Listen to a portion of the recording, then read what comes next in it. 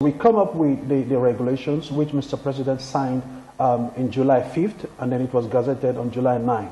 So that regulation is what that will underpin the implementation of the Nigerian gas flare commercialization program, and of course, give us a roadmap to making sure that the commercialization has a very transparent and competitive approach. Again, looking at the body language of Mr. President, to make sure that this is done transparently without bias or without any political interference. For the well over 56 years that we've been having exploration and production activities, first in Oloibiri in present-day Bayelsa State, what we are looking to having is that we are taking this gas flare locations and sites, and by the way, let me just give you another information.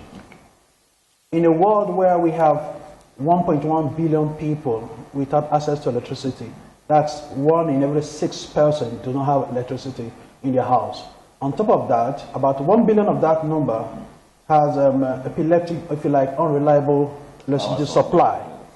Now, that number, 95% of them are within sub-Saharan Africa and developing Asia.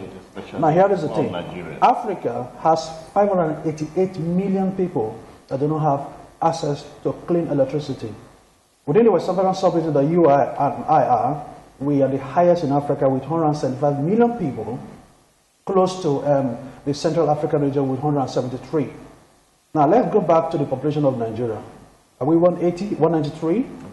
About that, and only 12.5% have access to electricity. The rest have unreliable, epileptic electricity supply.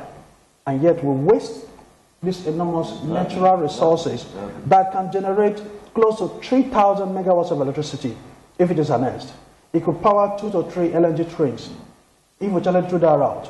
And then we can unlock close to 600,000 metric tons of LPG, liquefied petroleum gas, which could, of course, could power close to 6 million households in the country, including in the Niger Delta. But all of that is wasted.